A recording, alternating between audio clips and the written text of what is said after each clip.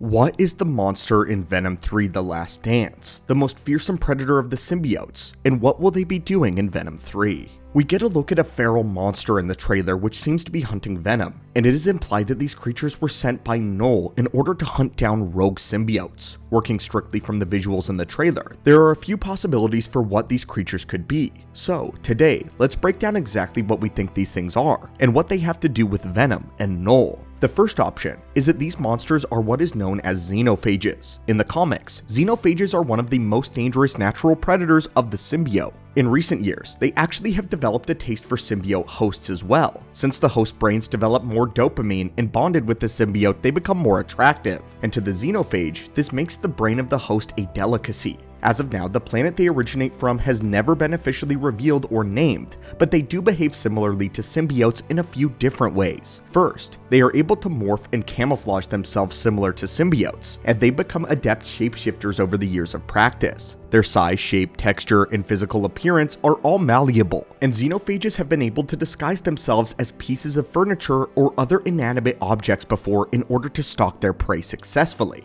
In one instance, a Xenophage was stalking Venom was able to form itself into a china cabinet, complete with glass doors, cutlery, and dishes inside, making it one of the most versatile shapeshifters in all of the Marvel Universe. For reference, the Skrulls, who are the most prominent shapeshifters in the MCU, can only expand their mass to about 1.5 times whatever their default body size will allow, or can shrink down to about 3/4 their regular size. There are obviously going to be plenty of exceptions, but this is the general rule of thumb, and Xenophages seem to be a bit more flexible than Skrulls. This also allows them to alter their shape in the same way that symbiotes do, but there is one particular advantage that they have over the Clintar. They have the ability to produce a neurotoxin that is deadly to symbiotes in large doses, and in moderate doses, it can paralyze a symbiote long enough for the Xenophage to attack and consume them. It has even been said that the neurotoxin enhances flavor of a symbiote's bond, and if a bonded pair is struck by this toxin, then the symbiote effectively becomes dead weight. It cannot move, shapeshift, or do anything physical until the effects wear off, but by this point, the symbiote is likely going to be consumed before the toxin can lose any of its potency.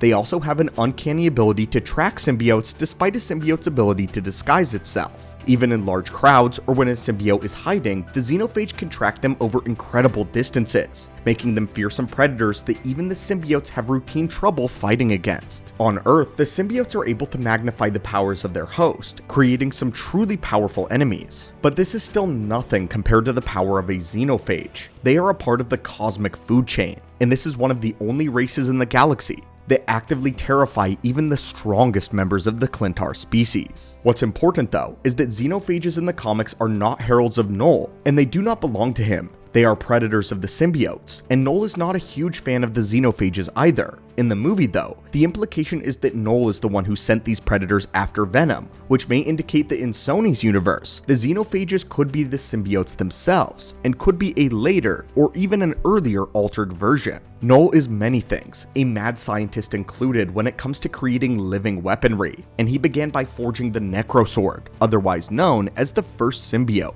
Over the years, this practice got more and more advanced, and Knull kept creating new symbiotes which would be superior to their predecessor. Every symbiote that we know of can trace its origin back to Knull and his expertise, and we may be seeing the next evolution of the symbiote in the Sony universe in The Last Dance. From Knull's perspective, he is tracking defectors who have abandoned him, and he knows what all of his children are capable of. He created them. If he is going to send a strike team to Earth to either capture or eliminate rogue symbiotes, then it makes sense that he would want to create a second weapon that can outclass his old invention. Therefore, it's likely that Knull created the Xenophages as a next step of evolution for the symbiotes, and that the symbiotes we've seen so far may now be obsolete compared to the Xenophage. It would mean that this neurotoxin, if it's adapted into live action, was specifically tailored by Knull to be the antithesis to the symbiote. Knull could have manufactured or forged the perfect weakness, an unflawed predator for the symbiotes that do not occur naturally in the universe. And what makes this theory even more juicy is it happened in the comics. In the comics, the Celestials began to forge the Age of the Seventh Cosmos around Knull's Kingdom of Darkness, which existed before the universe and after the end of the Sixth Cosmos. This Age of Light and Prosperity encroached on Knull's Dark Kingdom, and he began to forge entities of eldritch darkness, ones that could fight back against the light. The first, as we mentioned, was the Necrosword, But next, Knull created legions of shadow wyverns, known as the symbiote dragons. These creatures were some of the first autonomous capable of acting on their own free will that Knull had created,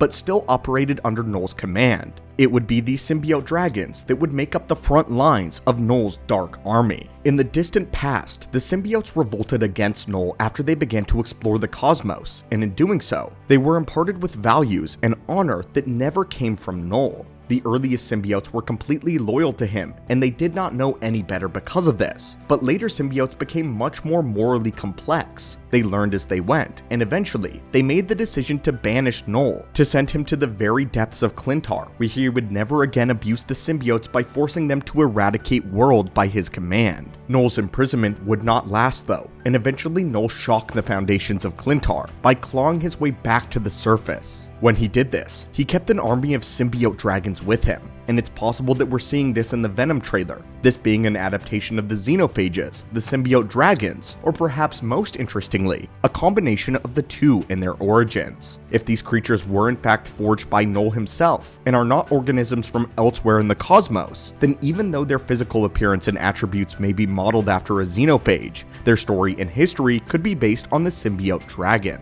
The dragons are considered older and heftier than the majority of symbiotes. They are not morally complex or involved as symbiotes are, and they lack a lot of the individual personality of symbiotes like Venom or Carnage. They are much more animalistic, feral, their desire only to hunt and obey the whims of Knull. The Xenophages are similar in this regard, as neither of them are much more intelligent than an animal, following basic instincts that they were programmed with. Seeing as they paired together in this one entity is not outside of the realm of possibility, especially given Knull's believed involvement in their creation. This means two things. Knull has been freed for a while now, and has been trying to track down his defectors. More so, it's entirely possible that in this universe, he was never imprisoned in the first place, or perhaps he is imprisoned, and has only allowed the Xenophages, or the symbiote dragons, to escape.